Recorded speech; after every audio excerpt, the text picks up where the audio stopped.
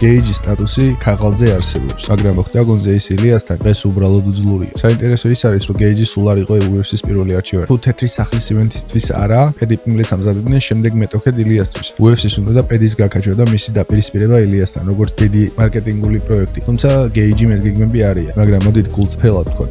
ჩვენ ყველამ ვიცოდით, რომ პედის ილია ძალიან მაგრას ცემდა, ყოველგვარი შანსის გარეშე. მიუხედავად იმისა, რომ პედი ილიას დონე არ არის, ჩვენ მაინც სიამოვნებით ვნახავდით ამ ჩხუბს. იმიტომ რომ პედი პინგლეტმა თავის დროზე ისეთი სიტყვები თქვა საქართველოსა და ქართველების მიმართ, რასაც ჩვენ არ ვივიწყებ. ჩვენ გვინდოდა გვენახა, როგორ გაილახებოდა პედი ოქტაგონზე. თან მithumetes მათი დაპირისპირების შემდეგ. ყველას გახსოვთ ალბათ ის ისტორია, როცა ილიას და პედის კონფლიქტი მოუვიდა, სადაც ილია ხელითაც კი შეეხო პედის.